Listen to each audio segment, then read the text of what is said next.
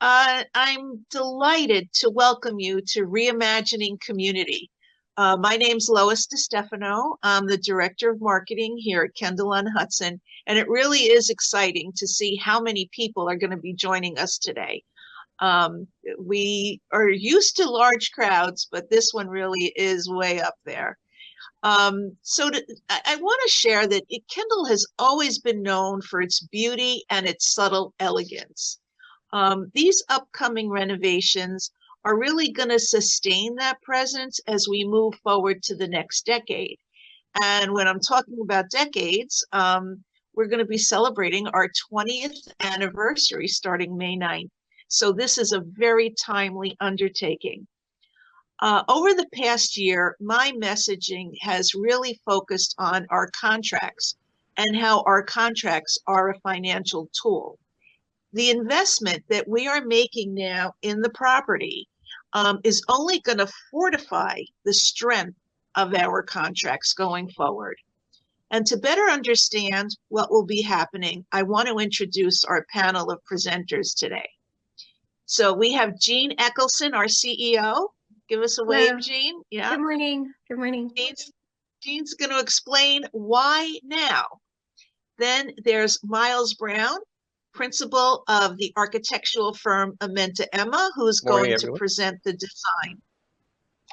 And Ellen Otstadt, Director of Resident Services, who will describe the impact of the project for current and future residents. Also in the background today will be me, Mary Kate McLaughlin, our sales counselor, and Joey Starr, our marketing coordinator, and our Caroline Huff, the marketing consultant from Sage Age Marketing. So with that said, I'm going to go ahead and share my screen so we can start.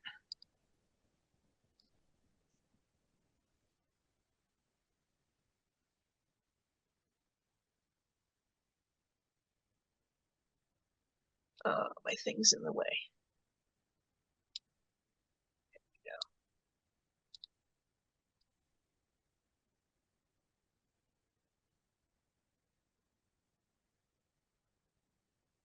So to get started, if you should have questions along the presentation, please just enter them. Click on questions and answers. See it circled down here in yellow.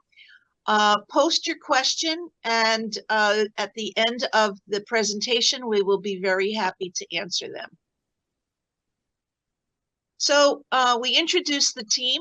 Going forward, you're going to hear about why now, different inputs, the schedule, the design. So we have quite a bit of wonderful information for you. So Jean, why don't you start now with why now? It would be my pleasure. So good morning, everybody. Welcome to our presentation. We're very excited to be talking to you about this project. We've been working on it for quite a long time, and we're finally coming to that place where we're going to see the fruits of our labor. So it's very exciting. I wanted to just take a moment and introduce myself in a little bit more detail. So again, my name is Jean Eckelson. I'm the CEO at Kendal on Hudson. I have over 20 years of experience in the senior living business and well more than 30 years of experience in not-for-profit healthcare and senior living. I have been at Kendal on Hudson for 7 years. The first 6 years, I was the CFO, and then I took the position as the CEO in October of 2023. And honestly, there hasn't been a dull moment since then. Do you want to go to the next slide, Lois? There we go. So, you know, on May 9th of this year, Kendal on Hudson will be celebrating its 20th anniversary, which is very exciting for us. And we're planning a lot of celebration. But it's also important to kind of look at our community, which is very well maintained and beautiful. We're so fortunate to be on the river, and we take very good care of our campus. But it also is time to look at ourselves with fresh eyes. And we've actually been doing that now for about 5 or 6 years. And we've spent a good bit of time, and I'm going to talk a little bit more about that at some of the other slides, what we've actually done. And we really wanted to focus on how could we improve our resident experience. So we've come up with a lot of goals and focal points related to this project. The main goals are really to stay modern and stay relevant. I'm sure there's some of you on the Zoom, when you're living in your house, you've probably, painted your rooms or you've updated a kitchen, just to stay current. And we're doing the same thing at Kendal on Hudson. One of the things that we learned through some of the focus groups that I'm going to talk about in a little bit is choice is so important to people. People like to have choice in the activities that they do, the dining venues that they can attend. They like to have a lot of flexibility. So we're taking this opportunity to really focus on, like I said, resident experience, adding choice. The main focal points that we're touching are dining, and we're going to be having new dining venues, and we're going to provide better access to the terrace, which was another focal point that came out of our focus groups, improvements to our gathering room. And our architects were able to actually find a way to add new community spaces to our campus that I think are going to be wonderful to encourage socialization and foster community. It's really important, I shared that I have a finance background, so it's really important from a financial perspective for us to invest in your home. It's so important to us to stay modern for our current residents, but also to be appealing to future residents. And it's important, I think, to know that Kendal and Hudson takes that seriously, and it should hopefully give you some confidence knowing that you're choosing a community that continue to thrive in the current and into the future by reinvesting in our campus. You want to go to the next slide, Lois? One of the things that's really special about a Kendal community is the amount of involvement that residents have. Can you go to the next slide? Thank you. So about 5 years ago, we started, actually it was 2019, we started a process of looking at ourselves and engaging our current residents and prospect residents in focus groups. We did that in 2019. We had many small group discussions and large group discussions with residents and prospects. We had a group of residents and staff who went around to different communities and did site visits because we wanted to see what was out there and what were people doing. So we wanted to kind of get a feel for what could we do by looking at some ideas from other people as well. So there's a great deal of resident input into the concept design stage through these focus groups and through these site visits. And then when we reached our schematic design and design development phases, we have many, many special interest groups of residents at Kendal and Hudson. And all of those special interest groups were invited to multiple meetings. These meetings took place during the schematic design phase and the design development phase, really with the focus on bringing resident input into the project and into the design process. So that was a very successful endeavor because it gave us the opportunity for Miles and his team to really listen to what residents were looking for and incorporate that into the design. And then sustainability is one of our Kendal core values. And it was an important aspect of of the project as well. We wanted to really understand what we could do in the project to make it as sustainable as possible. We went through a really fun exercise with about 50 residents, and everyone received an allowance, if you will, that they could spend on sustainability initiatives. And it was interesting because everybody ran out of money. And it helped us prioritize what sustainability initiatives could be included in the project. And it was a really worthwhile effort. If you could go to the next slide, Lois, thank you. And then there's been some core committees that we have. One of them is what we refer to as our project planning committee. When I took the position as CEO, the first thing I did related to the project was to put this committee together. And you can see there's 7 people on the project planning committee. 3 of them are residents, so it's almost half of the committee. And they are essential to moving this project forward. That core group meets routinely with architects. That group selected the owner's representative and the construction manager. I'm going to talk about them in a few minutes. That group has reviewed all the designs, looked at the budget, and adjusted the budget. They are really just core to moving this project along, and we could not do it without the residents being part of this project. There's another committee that is also so important that has resident input, and that is the Interior Design Committee.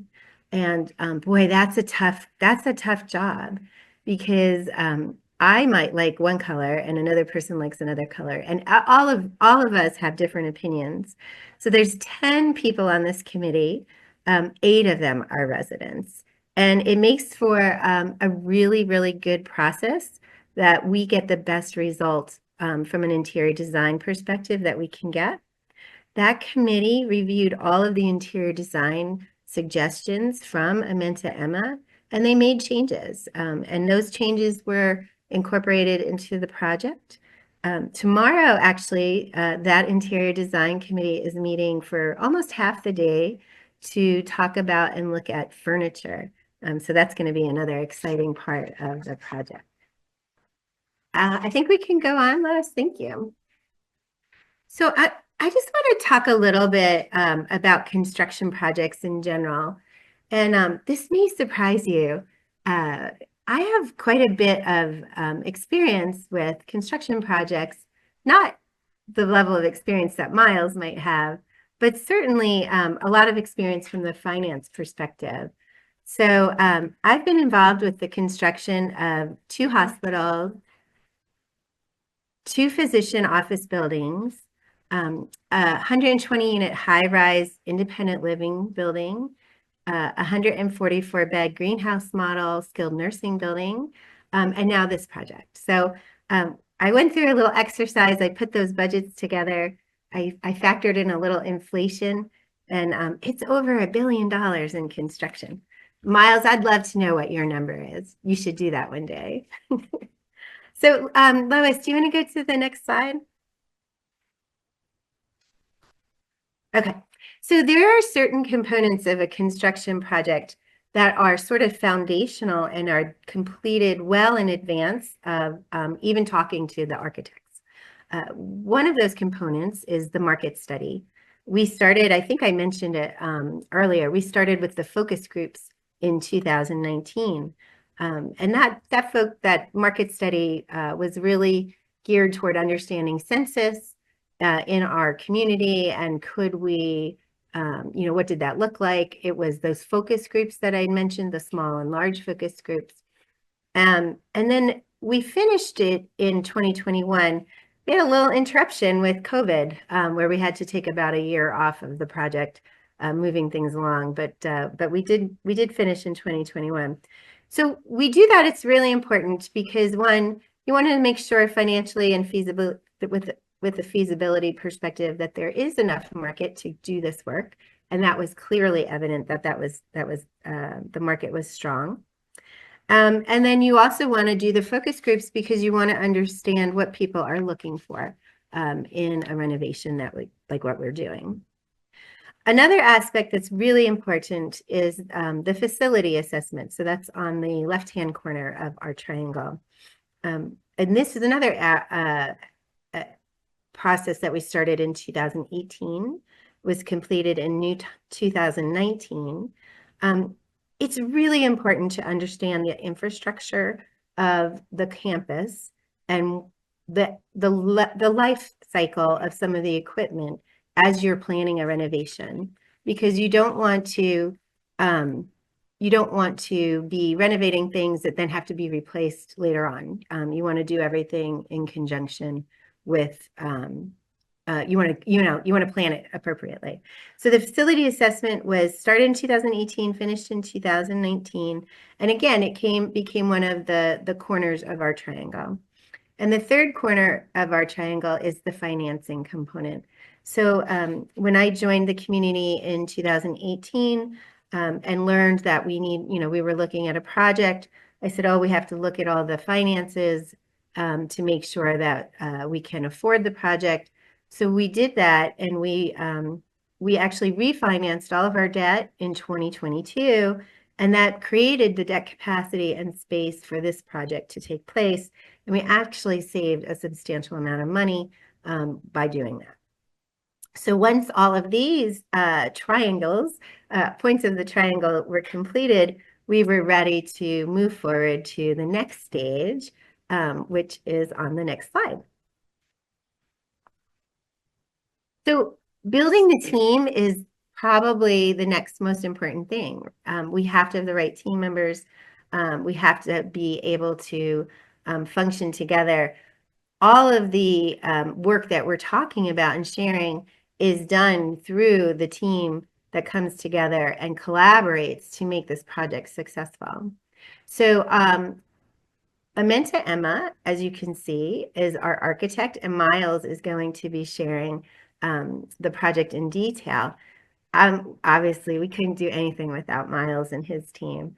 So it's really important when you pick an architect, you want somebody who has experience in the business, so senior living, which they do.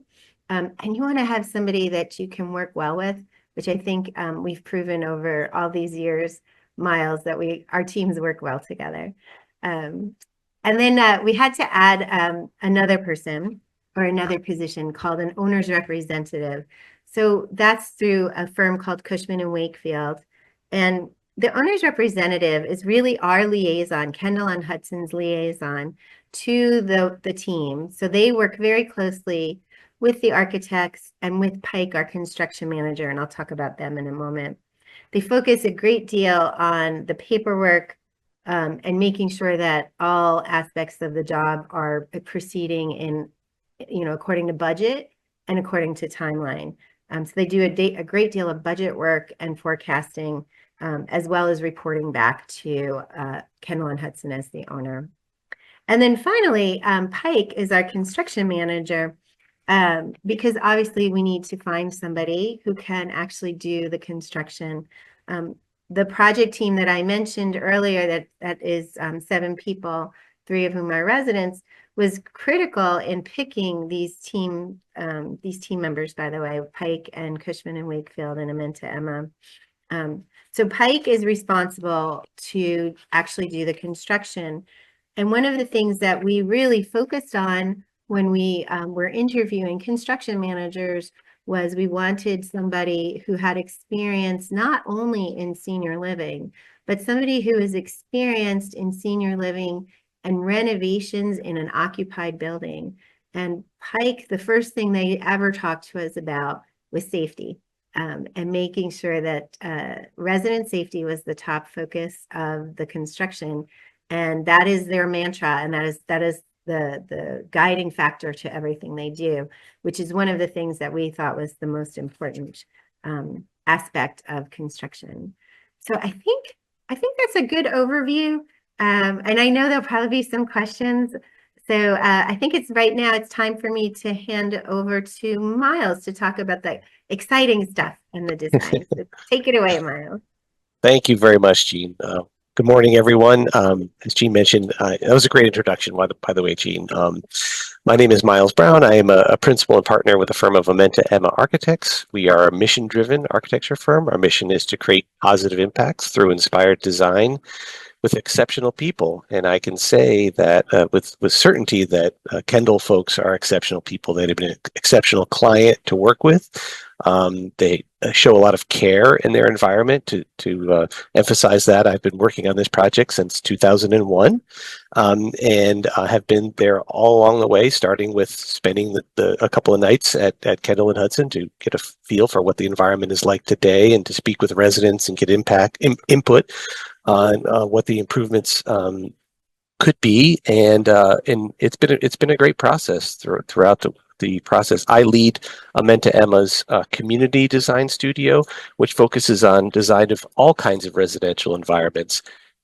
I specialize in senior living, but I also do high-end market rate residential design and urban planning. So really, first and foremost, this is a home. It's folks that are living here have lived their whole life, not in senior living environments. We want to make the connection to the residential and familiar places that feel comfortable, bright, open, foster social connections like Jean was talking to, but really also incorporate an environment that you can age in place and has the inclusive type design features that everybody comes to appreciate when they move into a senior living community. Next slide, please. So I'm going to walk you through the design, starting with floor plans, and then we'll go through some images showing you some befores and afters of the spaces. I hope that I won't say a lot as we go through the spaces. I'll point out a few things, but I hope the images will sort of speak for themselves. The look and feel they should convey as a brightness, an openness, a warmth. I was very intentional about the design. Foster spaces that foster social connection and community connection. Will also connect to the outdoors. A lot of the concept behind the design was opening up the space and bringing the light in, bringing the outdoor in, outside in, to convey a feeling of wellness. There's been lots of studies and proven studies on the impact of wellness and light in nature and on someone's well-being and their as they age and throughout their entire life. There's also lots of improvements to the space in terms of the functional aspects of the space, acoustics, audio, visual, and just an overall updated look and feel. Jean talked about making the spaces feel current, and that's been very important to the design aspect, as well as incorporating those features of sustainability into the overall design, so we can feel good about the project when we're done, that we've tread lightly on the planet.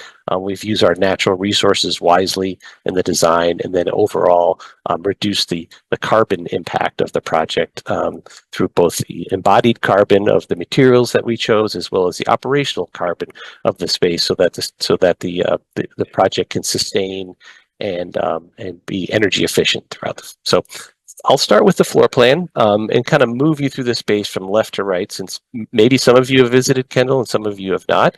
The main entry is on your right, okay, and then the river is on your left, and the sort of elevator core, the piece that moves you up and down throughout the floors, is right here circled in red. So I'll walk you through the space and talk about some of the improvements, and then we'll take a look at some pretty pictures. So as you walk in the front door, the lobby has been completely renovated, or will be completely renovated, with a new and improved look and feel, a brightness and openness.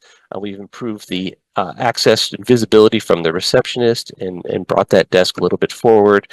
We've incorporated some functionality to the space, moved a new public restroom down to the near the space, so that provides some additional functionality for visitors. As you move through the lobby, and continue down what's called Main Street, we've also really opened up the feel and look of that space. We've actually enclosed some balcony spaces and brought them into the Main Street. So folks, we were seeing that those spaces really weren't used as balconies. People didn't open up the doors and step out, but now we've really incorporated those into the space. So people sit in those little nooks and they can look out into the beautiful gardens as you walk down Main Street. The gathering room, which is a very important social space for the environment, where they have concerts and meetings and lectures. That space needed improvements to its audiovisual equipment, visual access to the stage, as well as better lighting, overall improved look and feel. As you continue down the main street to the next area, which is the really the hub of the community, that we're calling this the village square. That's where everybody comes off the elevators. It's really a central point in the plan. That space has been really opened up, and with views to the outdoors through the main dining room, which today, if you saw a before plan, you'd see that it's sort of closed off. We've incorporated a new cafe that's open to the village square that has views from the corridors to the outside. And this is something we've been improving in senior living communities and other areas, really trying to open up the space. Seniors, or anyone, spends 90% of their time indoors. When it comes to seniors, that tends to be more like 95 or 99%. So the more we can bring the outside in and allow the space to feel more open, the better.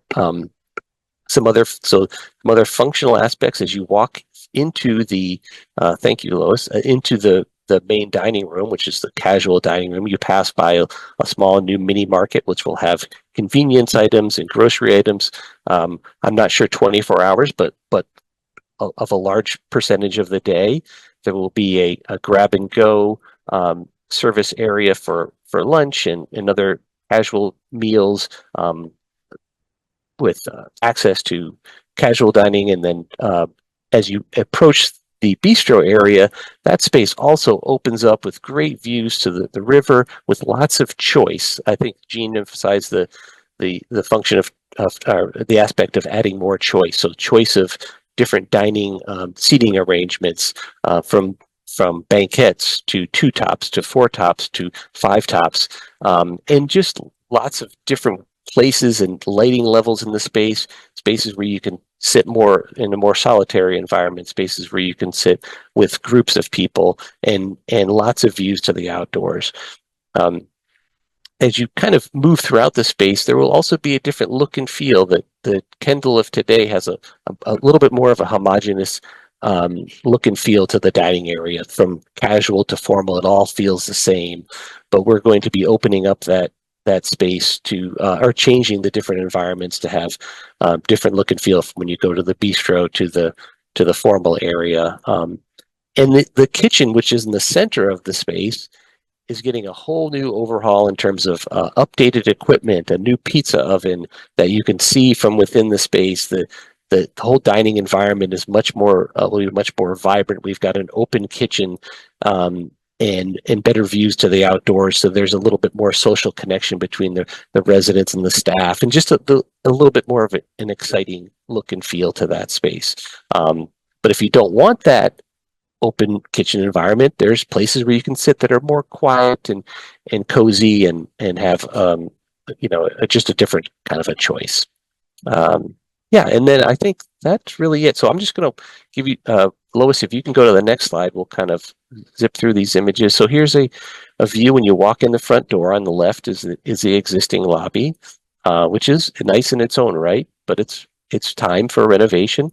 And on the right is the new proposed lobby. If you click to the next slide, we'll see it really just has a softer, a more open, inviting feel with more current look and finishes, still maintaining the warmth of the wood throughout that space. You can see the desk has moved forward. There's the seating area in the back of the space with nice, comfortable new furniture, exciting and vibrant artwork and colors that really draw your eyes into the community, and that was very intentional. Next slide. This is a look down the main street. On your left is the existing main street. On the right is proposed. And you can see, go to the next slide, please, Lois. You can see the space is very bright and open. You can start to see on the right views out towards the courtyard. We're kind of trying to draw one's eye down Main Street with these soft curving elements that really just kind of, as I said, draw your eye throughout the space. And if you go to the next slide, you'll see one of those balcony spaces that we've now brought to the inside, so somebody can sit there with a nice corner glass and look to the outside. And I think, Jean, that residents are really enjoying those spaces today. If I can interject, thanks, Miles. Yeah. When we saw the design that the Amenta Emma brought to us, We loved the balcony so much, and we knew that we could do that immediately and didn't need to wait for the project. So we've actually finished the balconies, and the residents love them. I see people sitting there all the time. It's just a cozy little nook with this beautiful look to the outside. It's really just been a great addition, and it was a great architectural design to bring that to us. We were really excited about it, so we did it already.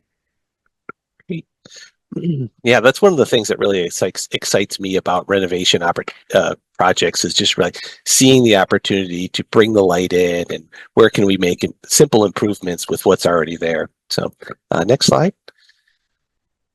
And this is the existing and proposed gathering room, just on the left. And you can start to see, if you go to the next slide, really with the same sort of theme, this a brighter space, better visibility toward the main screen in the center. We've also incorporated some side screens on either end of the space. We're dealing with an existing building, so we've tried to do as much as we can to really uplift the feeling of that space. But and then the functional aspects that you can't see are improved acoustics, improved audio visual, getting a new projector with, I don't know, much higher brightness level to really bump up the feeling and the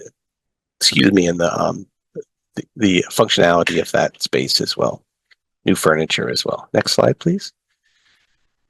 This is that village square space, and on the left is the existing. On the right, again, opening up the space, making it more bright and light, incorporating new finishes. We still have the fireplace. It's a little bit different format, and actually some of the slides here will we're still working on the design a little bit in this area. But yeah, this space is going to be a really active hub of the community, and we're trying to provide different types of furniture that allow people to really sit and be a part of the circulation path, and also sit back and be more cozy and connect with their neighbors in a more sort of inclusive and private type environment. So next slide, please. And this is the proposed cafe. It's really, today it's an enclosed space. That's why you see the view on the left. There's doors. We took that, where those two wood doors are, we took that out and opened up the view. Go to the next slide, please.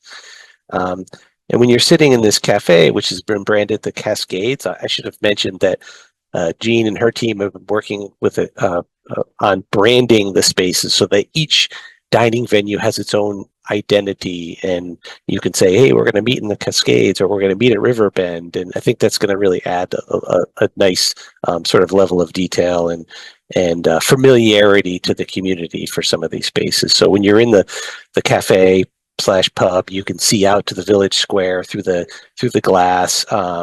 There's a counter. Somebody can serve you, and you could either meet here before dinner. You could eat your lunch here. It's just another venue for dining and socialization. It has that same sort of warmth and look and feel. Next slide. This is that mini market as you're entering in through into the informal dining or cafe bistro area. Next slide.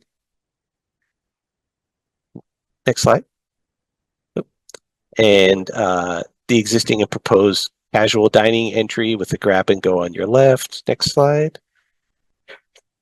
It's kind of a look how that grab and go area would see, where you can place an order for your lunch and then go sit down. It would be brought out to you, or pick up something that looks good to you as you sort of see through the glass there as well. Next slide. And this is another view of the casual dining area, existing and proposed. Next slide.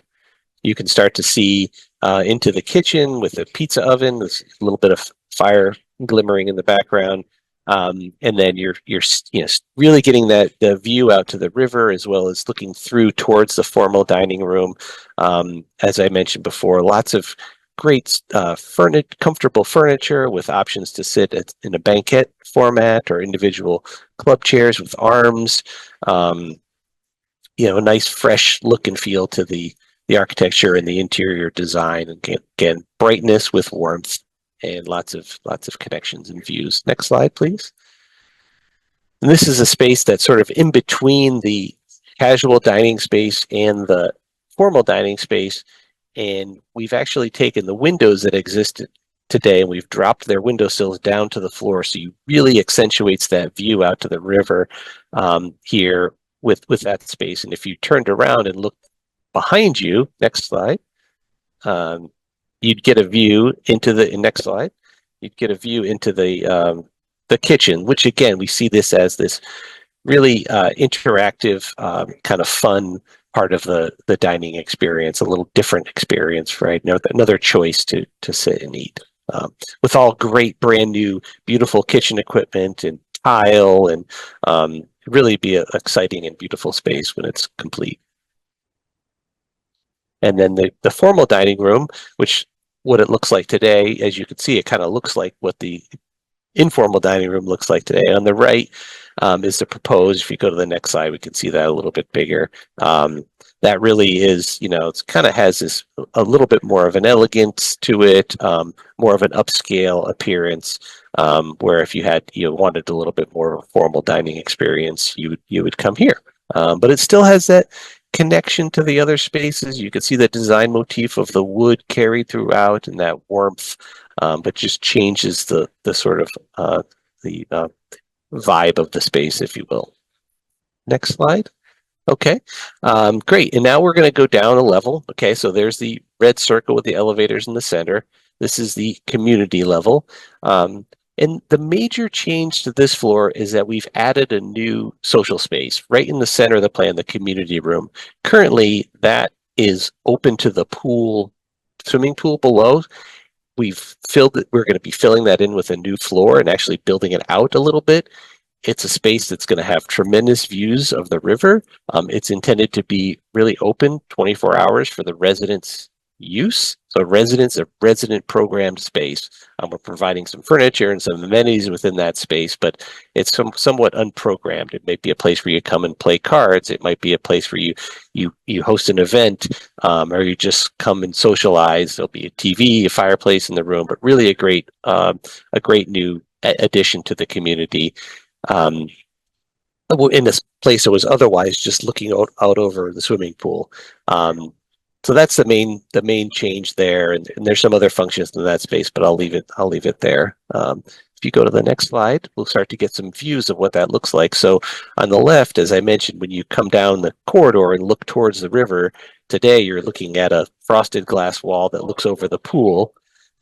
In the proposed space, now you'll be looking through the river. If you go to the next slide, there's actually a little intermediary glass wall between the community room and the corridor, just to maybe a place somebody might stop and sit and talk with a friend, but to allow the community room to still be a little bit semi-private. And then when you walk in the community room, next slide, you've got that great view of the river with the fireplace, the TV, different places to sit, and lots of great comfortable furniture. But really, I think this will be a really great hub of the community. Next slide. So now we're going down one more level to the terrace level, and the terrace level today has some great functionality: a swimming pool, a nice fitness room, group fitness, physical therapy, a resident care center. The one thing it lacks is a strong connection to the outdoors. Kendal has this amazing terrace that faces the west and faces the river, but you can't get there from here. So one thing that we've really done is the big move is to add a corridor that connects the elevator lobby directly out to the terrace. That's that diagonal corridor that Lois is pointing out right now. And as you walk down that space, you'll be looking into the fitness room on your right, the swimming pool on your left. We kept the swimming pool the same size as it is today, and just rearranged the program on that floor. But this is your wellness floor. This is the place where you come to maybe work out, go for a swim, and then get to the outside. This is really where we want to convey that feeling of wellness. You may be going down there for a doctor's visit or to get physical therapy, or again, if you're healthy, you're just preventative care. That's really what this floor is about. And a big addition to the level down here is we've actually added a new space, that was Terrace Lounge, which is a small glassed-in addition. We've built it with a wood structure, a heavy timber wood structure, which is very sustainable and low carbon footprint. But the space itself is going to be a very active space that folks may come hang out. They can sit inside, they can sit outside. It's got both an open and bright environment as well as a cozy environment.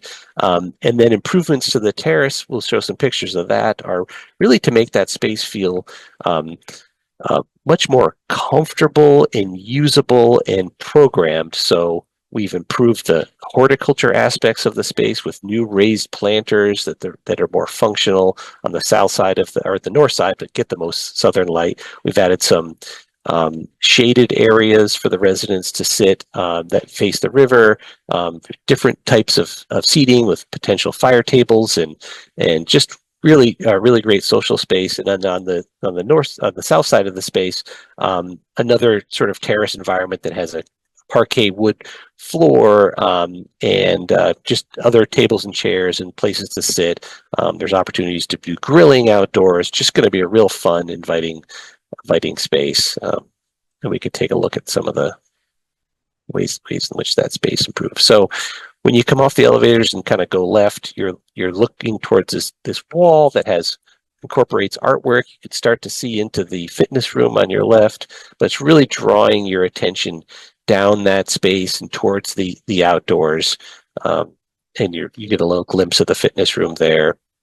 We worked really hard with the residents on what this space should feel like, and they really felt it was important to really have display their artwork and but still keep that view and connection to the spaces within. So next slide.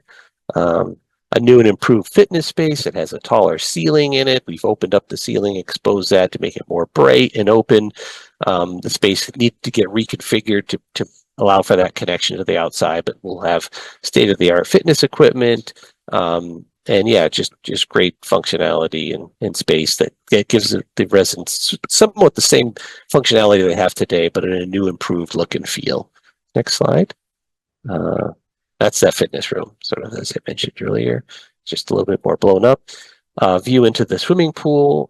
Again, really just improving the sort of look and feel of that space, make it feel more warm and spa-like, a place that you not only want to go exercise, but you might want to just come and hang out and just enjoy your neighbors and enjoy the feeling of being around water and light and air. And keep going. Yeah, here's a more zoomed in view of that space. Next slide. So the terrace.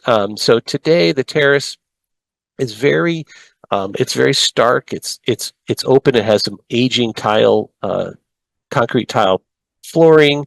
The planters are a little bit too deep for residents to access from all sides, and it's very exposed to the weather. So there's lots of sun and wind, and a lot of the changes we've made to this space is to really protect the residents from the sun and the wind, and to make the space more functional and programmable. You can see that addition on the right bumping out into the space. That's the new terrace lounge space that incorporates the wood and lots of windows with the view to the outdoors. If you go to the next slide, please. That just kind of blows that area up a little bit more. You can see that new parquet wood floor that's made with sustainably harvested wood in the center, surrounded by porcelain pavers and lots of spaces for residents to sit and socialize. You can see the shaded areas on the left. Those are small, cozier environments that have a pergola over the top of them to provide sunshade for the residents. And then you're looking into that terrace lounge space in the center. And if you stepped into that space, I think that's the next slide. Oh no, here we are looking a little bird's eye view of the opposite side, the north side, where there's sort of blank pavers on the left. That's actually where the horticulture planters will be going. So that'll green up that space a little bit more. You're starting to see down into that terrace lounge space that's really classy and highly bright and visible. And then I think the next slide is the view looking out. Yep. So that when you step into the terrace lounge space, you've really got this dramatic, glass view with connection to the outdoors and really makes that inside-outside connection that we talked about earlier. And I think that's the last slide. Jean, would you like me to go through the construction schedule? Or do you want to? Oh, you're muted. All right. I'm muted. Miles, Yeah. thank you so much. We kept this construction schedule quite simple. So I'll do it, but if you want to add anything, Sure. That's Miles, fine. then do that, No, please. I can do it. That's good. Okay, go ahead. We have just sort of finished up our construction documents and working with the contractors on the final details of their pricing with the anticipated start date of June 9th, and an 18 to 20 month construction schedule that will be very working with the contractors to make that process as seamless as possible and have the least disruption to the residents. It's going to be phased so that there always will be spaces open to the residents, major spaces, and we've done this before. It'll be a very seamless process. So I don't know if you have anything else to add to that, Jean, but no, I think you probably did better than I could have. So I will say that, the construction start date, as it always is a little bit subject to change, depending on the permit and like, are we really starting on June 9th? So that's my mom's birthday. So I feel like it is a good day and a positive day. And I believe that that's our start date. And that's why. So June 9th is it. And we're doing phase one. Phase one will take about 11 months. And then we'll go into phase two. Ellen's going to share a little bit as in the next slides about how we're making sure that services are maintained during the construction project. Thank you. So my name is Ellen Ottstad. I'm Director of Resident Services here at Kendal and Hudson. I have been here at Kendal for 13 years, and I lived and survived through our first big construction project, Project Renew, where we redid the health center and all the assisted living and the front lobby and all of that. So taking off of what I learned from our last construction project, I wanted to explain a little bit how my team, Resident Services, is going to help the residents who are here now and the future residents who are coming in during this construction project. So my team has been working very diligently for the past couple of weeks to concentrate on phase one, which is, yes, our construction date is June 9th. However, we're going to do a little bit pre-construction. So starting in April and May, certain rooms will be shut down.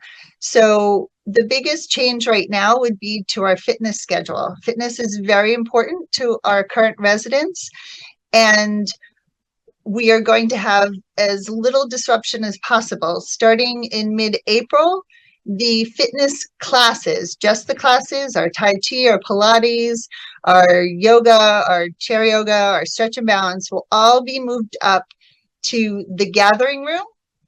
We have slotted them in to pretty much the same time schedule.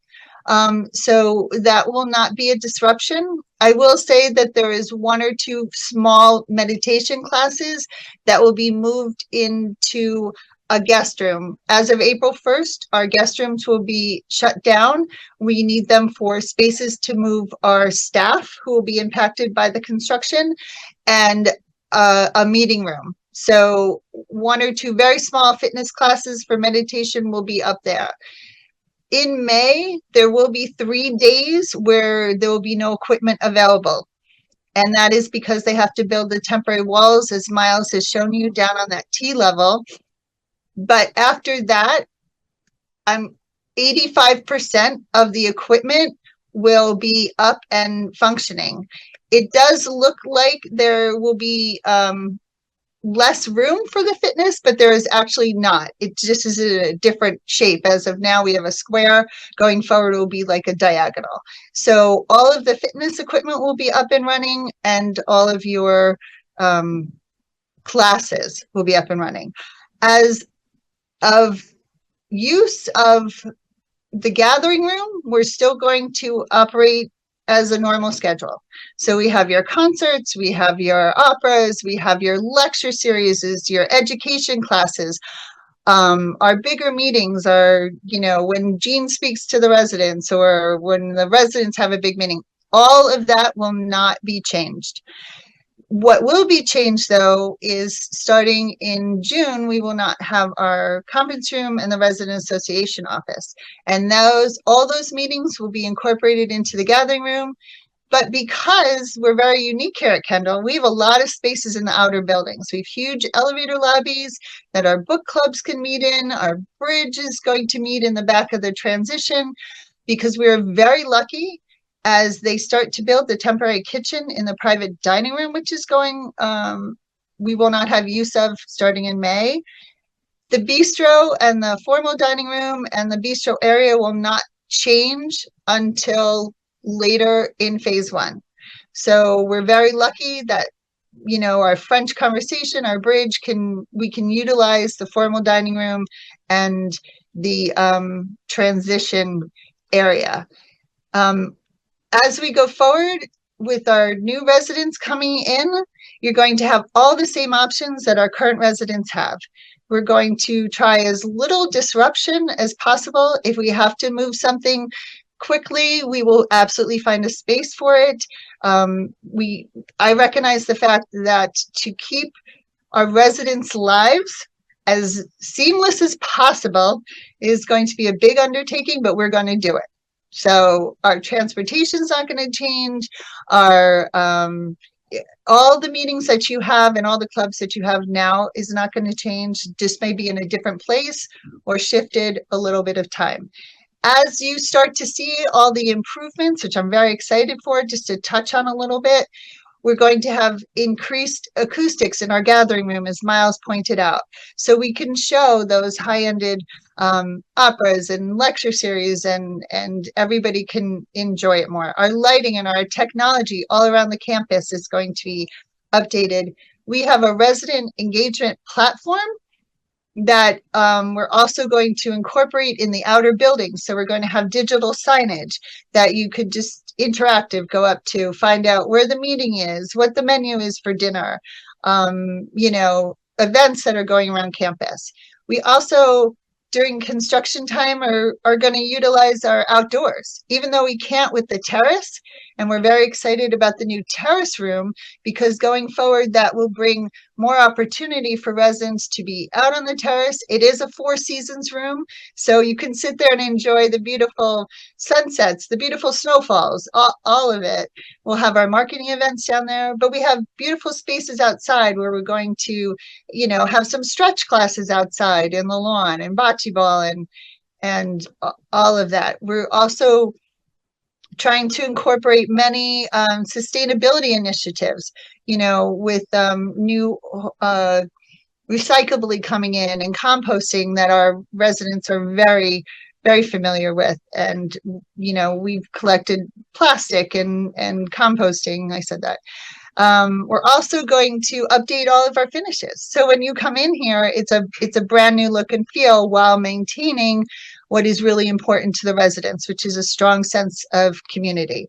And we're also going to have some fun activities. So when people do, have to move from place to place, that there's going to be some excitement and brand new events. As Jean mentioned, we're having our 20th anniversary. We're going to have a big party.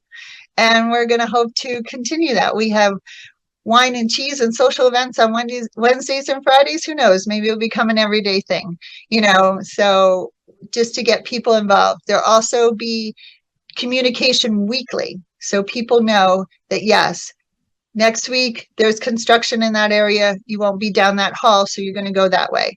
Because there will be some times where some areas will be closed down, but we will absolutely, absolutely maintain safety and absolutely have a way for the residents to get to where they need to go. Our artwork in all the areas is going to be preserved and moved to the outer buildings, so all of our residents can still enjoy that.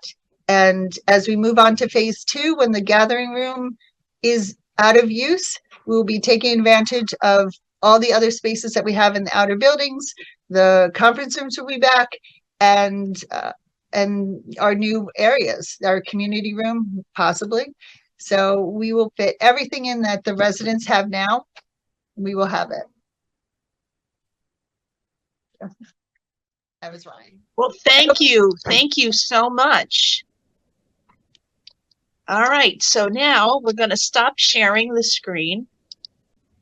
That was fabulous. What a great team. And I know what I heard throughout the presentation was experience, experience, experience. Everyone here has lived through a renovation, which really minimizes risk for, oh, I didn't know that could happen. So my daughter always taught me, Mom, never buy first generation anything. So none of us are first generation. We've got experience, and that's going to make it so much better. So Joey, how about let's get some dynamite questions going here. Sure, we definitely have some dynamite questions. And before I get into the first one, just remind people that if you come up with a question while we're answering these, use the Q&A button that's located at the bottom of the screen there. And please try to keep the questions relevant to this presentation. If you have other stuff that's outside that scope, feel free to reach out to us the way you normally do to ask those questions. We're more than happy to answer those.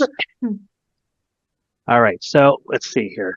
First, we're going to start with Maureen asked if the exterior entrance into the main lobby is that slated to be renovated.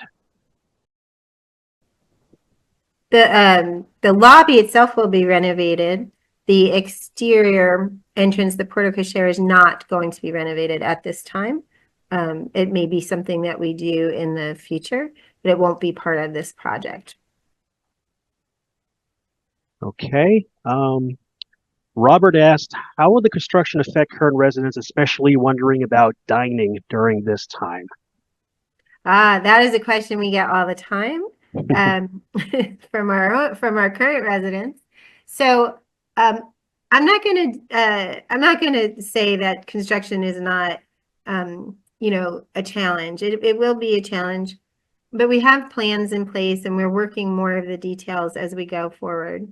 The first thing that's going to happen with dining is they have to build a temporary kitchen. So they're going to start building that temporary kitchen actually in May. Even though our construction is kicking off in June, they're going to do a little bit of work in advance. And then it takes about 6 months for them to build the temporary kitchen. So dining will not actually, where people eat and how people eat will not change until about October or November. At that time, the formal dining room will not be available. However, what we call our current bistro will. And we are working through, we have a lot of statistics that we're working with that show how residents, like what time residents come into the bistro. And right now it looks as if the natural flow of activity from residents, there are some residents who like to eat early, there's some residents who like to eat late. It actually seems to fit very well in the bistro. So we're going to keep monitoring that usage and that utilization. And we don't think at this point in time that there's actually going to be a change in the way that people are using the dining room based on the construction. There's enough room in the bistro to seat everybody who's coming. So that should actually stay the same as it is today. Great answer. Becky asks, she says, it looks like the fitness center has been cut down substantially with the new hallway cutting off one side. Is that correct?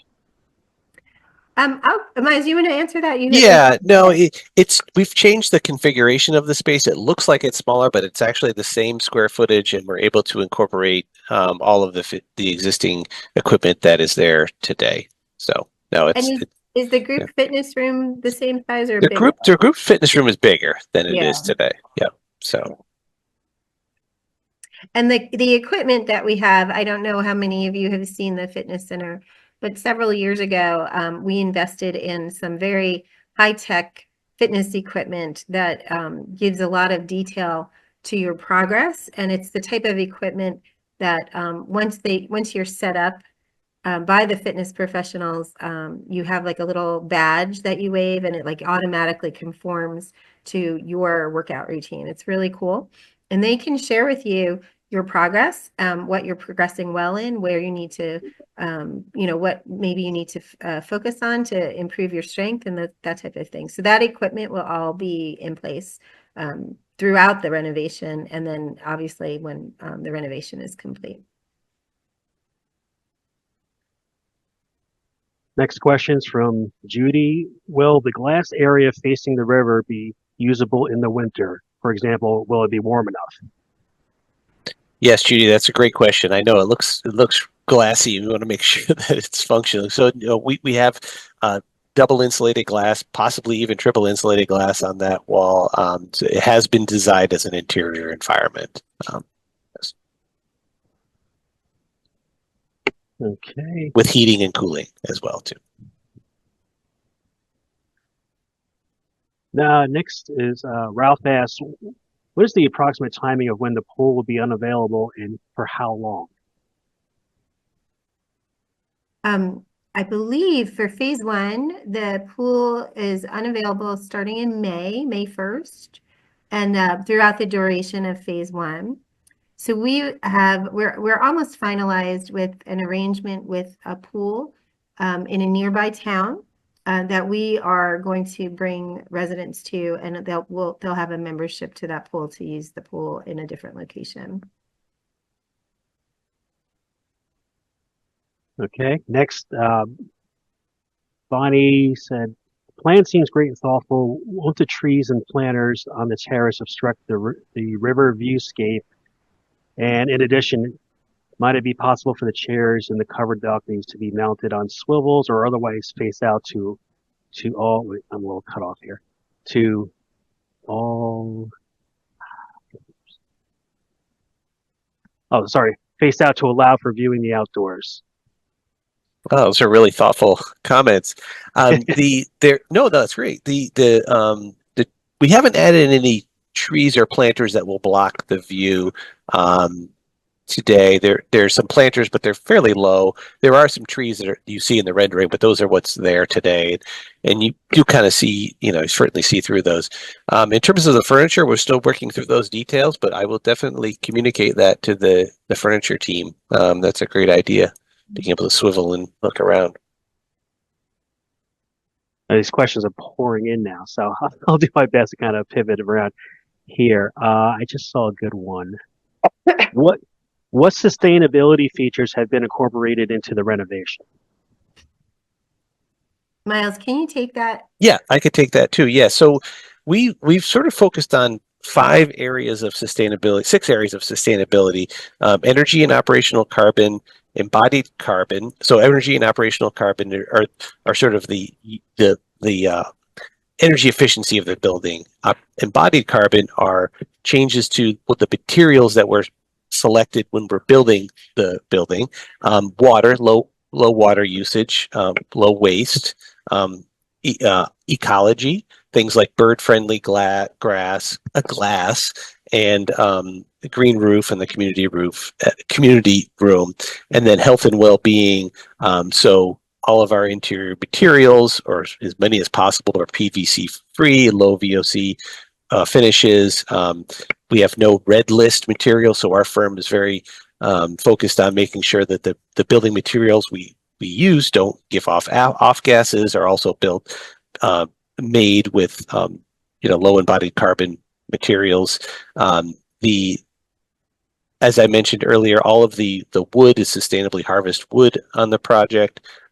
We did intentionally build the new addition out of CLT, cross-laminated timber, versus using concrete and steel to, again, reduce the embodied carbon. Low flow plumbing fixtures throughout the space, all energy efficient lighting.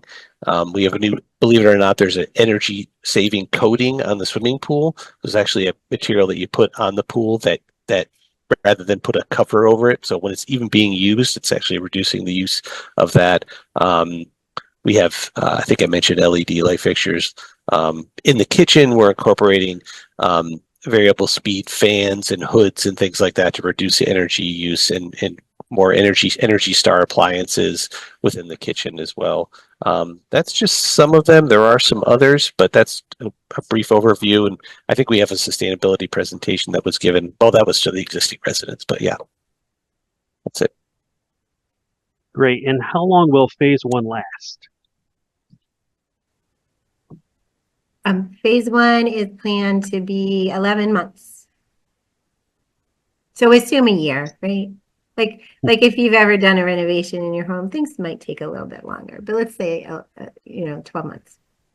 If I could jump in just for a second, we're not going to be doing anything in any of the residences' buildings. This is all public space that we're doing. And when Ellen gave her rendition of how things will be moved around, you will never have to walk outdoors. Everything is connected, so there's no need to think that you may have to walk out of doors at any given time. And also when we talk about guest suites, those happen to be like hotel rooms that families, friends can rent and stay right here when they're visiting. And we have 3 of them, and those will not be available during phase 1 and 2.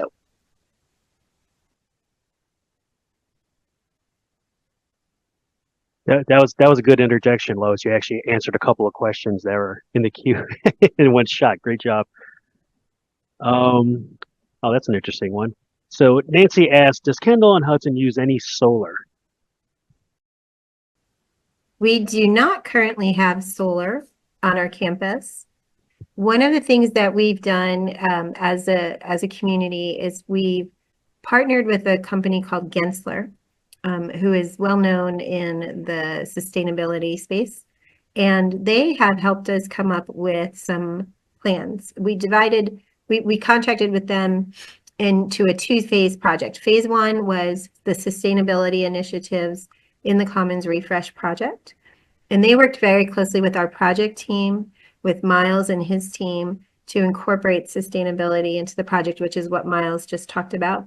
And a lot of that is stuff that Miles' firm, Amenta Emma, does anyway as part of their, he mentioned their mission-driven firm, and that's part of their mission. So we were able to use this other outside firm called Gensler to even enhance the sustainability initiatives in the project. The phase 2 part of the project is what sustainability initiatives are we going to be doing on our larger campus, not just the Commons Refresh project. So I'll share about solar. The roofs on the building right now are slated to be replaced after the Commons Refresh project is done. So we are not going to do solar until we replace the roofs, and then we'll put solar, or we'll look at the cost and the benefit of solar at that time to see what makes sense. But we would not put solar panels on roofs that we're going to replace in a few years. This is similar to what I mentioned in the earlier part of the presentation, where you do a facility assessment to understand the life cycle and life expectancy of your infrastructure, and you want to match and you want to really prepare and plan all of that to work together. So there is every intention of going to solar. If it makes sense, we will always do the analysis and make sure that financially it makes sense and it fits in with our mission. And then we would do that, assume at the time that we replace the roofing on the buildings. That might have been more than you wanted. So that's a great answer, because solar, I hear about solar quite often, and that was a great question and a great answer. We're definitely going in that direction. So one thing I hear also, the new open kitchen design, and this could be for Jean and Miles. I've seen that in many places, and there's always this question, well, am I going to hear noise? Am I going to smell things? How do these open kitchen designs affect the people who are dining?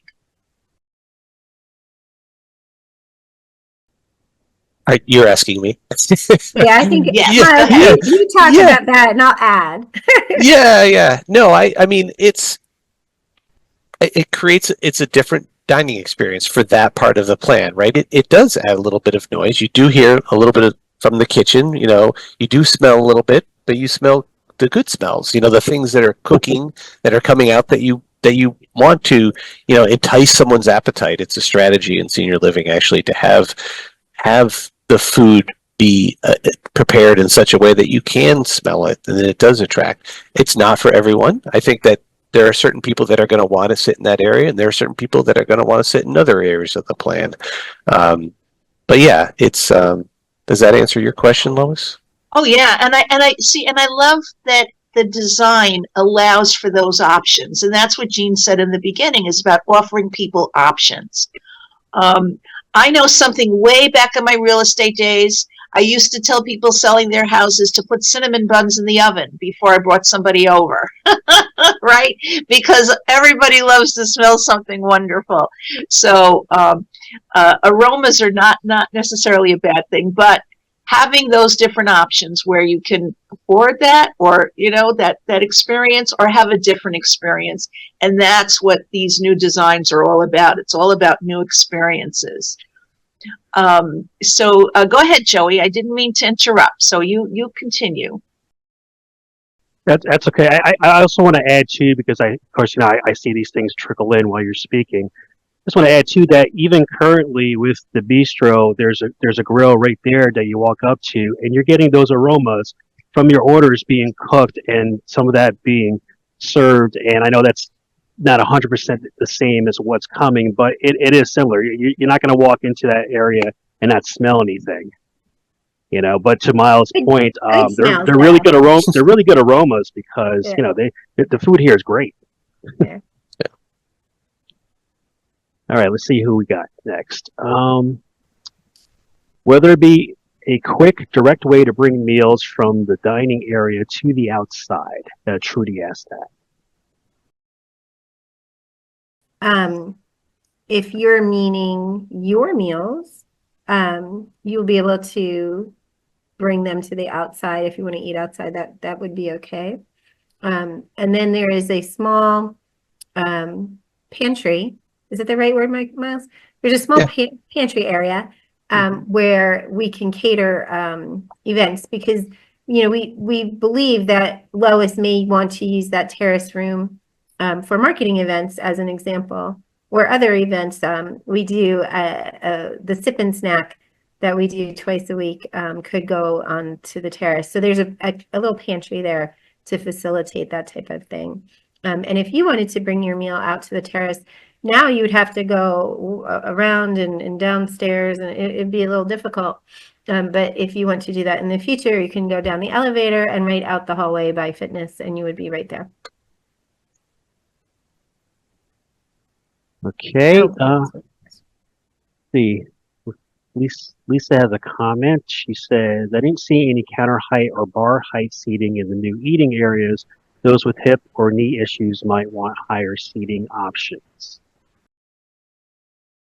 Yeah, that's a great comment too. I think most senior living communities we've designed, the bar height option has been discouraged, but I do understand counter height could be considered. We haven't selected all that furniture yet, so we'll talk about that with the team. Yeah, thank you. It's a timely question because we're meeting with Right tomorrow. So yeah. it's a great question. It might be good to have speaking of choice, there might be a small area. We incorporate a few of those too. So, Joey, I think we have time for one more question. Okay, one more. So Janet is asking, what is the budget for the project and how is it being paid for? Well, I can answer that question. So the budget for the project is, and this has been approved by the board of directors, is $32 million. And we are paying for that with two sources. So source number one is we're going to borrow money from the bank that we work with called Bank United, and we'll borrow $20 million from them. And we'll actually use what's called an equity contribution. It's some of our own cash to pay for part of the project, and we'll use about $12 million for that. One of the really fortunate things for Kendal on Hudson is we are a very financially strong organization with over 1,000 days of cash on hand. And the strength of the refinancing that was done in 2022 allowed us to generate the cash for this $12 million equity contribution. So it was a very strategic decision on how we did the refinancing.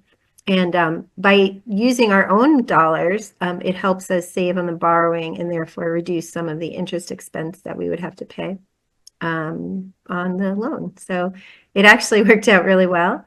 As I said, we started talking about that in 2018. We implemented stage 1 of the financing in 2022 when we refinanced our debt. And then we're in the process right now of finalizing the borrowing for this project. And just before we wrap it up, Miles, is there going to be, or Jean, with the construction folks, is there a time of day that construction will be going on? Like how will noise impact the community? Miles, you want to talk about that a little bit? There is a time of day, and I don't know what the time. I'm sorry, I haven't been in the construction meetings. I can find that answer though, but I know that there are limited hours to sort of disrupt the resident. Yeah, I mean, noise is part of construction, but one of the things that we're talking about is setting up some quiet spaces in the outer buildings. You know, there's 3 outer buildings: Alita, Claremont, and Robert Fulton. They have some very nice spaces. So they will be spaces that people can go to if the noise is bothering them. So I think that's the plan going forward. And then, you know, construction is noisy sometimes. So we'll just have fun with it, I guess, is we'll do the best we can. Yeah, and they will be building temporary partitions to partition off those areas that are being worked in. So. That's great. And just like we say, when we refer to outer buildings, you never have to go out of doors. So Right. Everything's connected. I can't thank you enough for joining us today, to our guests who were here to view the presentation, to our wonderful presenters. This really is an exciting time for Kendal. Where Kendal is strong financially, it is a strong community. We just did a lot of videos and interviews with residents, and one thing that was repeated again and again is that we are community. And I really loved hearing that from different people who didn't share it with each other before, but that's the sentiment. So the community is behind this project, and it's only going to make us much more stronger for the next 20 years ahead. So with that said, thank you, one and all. This has been recorded, so we will have that posted on YouTube. And for those who aren't here, they don't know that right now, but we'll be sending out an email with a link to the presentation. Thank you. Have a wonderful day. Thank you, everyone. Thank you.